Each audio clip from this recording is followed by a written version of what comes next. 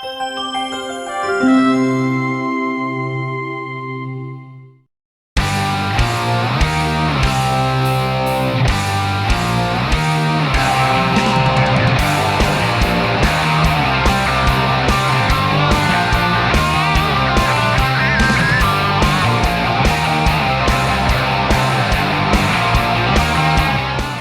everyone, and thank you all so much for coming back out to left field for this unique view of local sports. I'm Ken Kara, and this show is awesome. Coming up, we have the story of a local woman who didn't let her battle with cancer stop her from competing in a strongman competition, and the story of a high school athlete who puts others first and then goes and finishes first in almost every cross-country race. First, let's go bowling. There may be no one in Northeast Pennsylvania who loves the sport as much as Caroline DiNoia. She's worked for decades to keep leagues and tournaments going and to get young people involved in bowling. Plus, the sport has helped her raise a lot of money for a cause that's very close to her heart. For all of this and more, she's also a very good bowler. She was inducted into the Hazleton Area Sports Hall of Fame. TV and movie reboots are tapping into our love of nostalgia, a longing for the past. But our brains sense something counterfeit. That fleeting feeling of being transported back in time is hard to manufacture, and that's what makes those moments so precious when a song, a smell, or a place stops us in our tracks and truly takes us back. When Caroline DiNoia was a kid, her aunt and uncle took her bowling on a Sunday afternoon right here at St. Michael's Bowling Lanes in Freeland.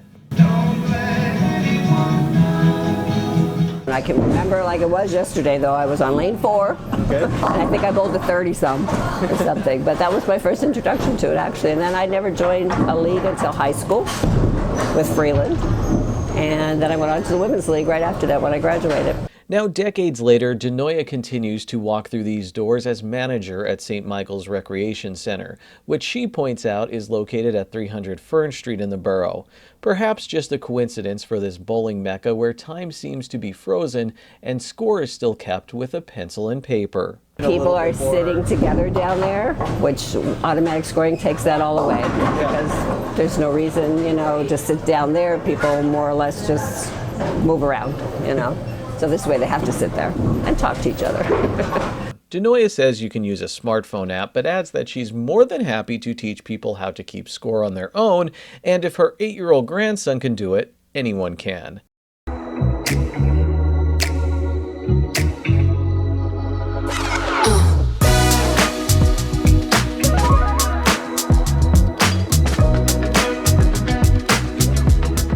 This is the Early Birds League that meets at 9 a.m. on Mondays outside of the center's regular hours that start at 6 p.m. and can run as late as 12 a.m. on Thursday into Friday. Well, my first day is to help get my grandchildren on the bus. So I'm up at 5:30. That starts every day. 8 o'clock they're on the bus. And then I get here, got ready for these ladies. When they're done, I'll oil the lanes as we do daily. They have to get oiled every day for the leagues. And then I'll be back at 6 tonight to work with the league. If you ever drop by St. Michael's, you'll see DiNoia doing everything from serving up food to fixing problems behind the scenes. As a counter person, you're responsible for what's going on down the back, and you need to pay attention to what is going on when they call you to get this or get that. A ball is stuck or machines break, and they need to be fixed. So I can do some minor, mostly minor, but some major sometimes I can do myself. And it just takes tools. After being a member of the Freeland High School bowling team and joining the Hazleton Area Women's Bowling Association, DiNoia stepped away from the sport when her son was born. Bowling rolled back into her life when she signed her son up for junior bowling at St. Michael's.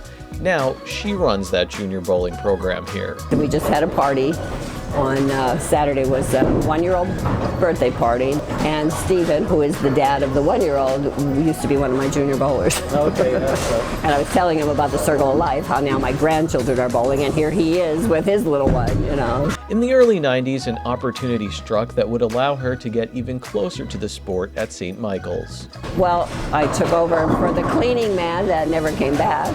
I was a stay-at-home mom. My son, was in school, and he said, would you want to have a couple hours, just to fill in for Mike? I said, sure. All I did was come in and clean, and he never came back. So.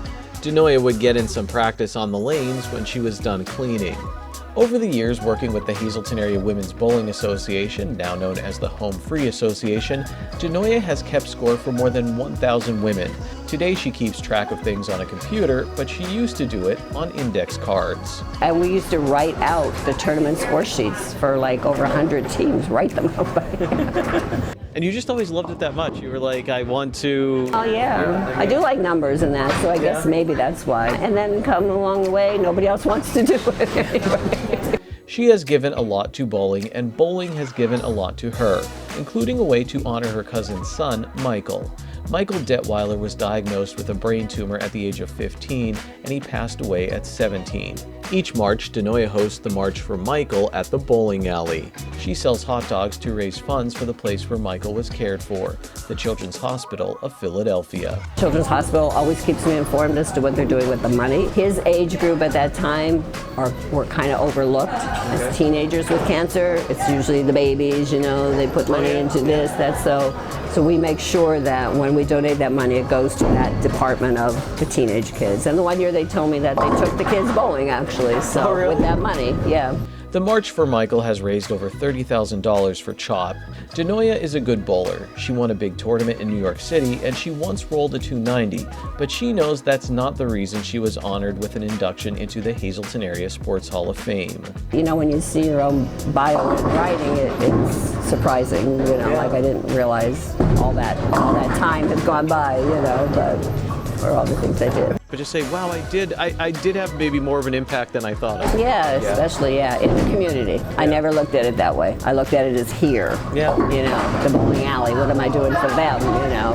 But at the same time, it impacts the community too. So DiNoia will continue walking through these doors, doing what she can to keep the sport going and growing, all while doing anything extra she can to help the community as a whole. And now the food pantry's here. Oh, okay. Yeah. And now what are you doing with the food pantry? Tomorrow they come tomorrow. The food pantry distributes the goods for Freeland. Once a month they come. Every fourth Tuesday of the month they come, and people can get food. Well, I'll let you do that. I know you have a busy afternoon, so let me get out of here. Thank you so much.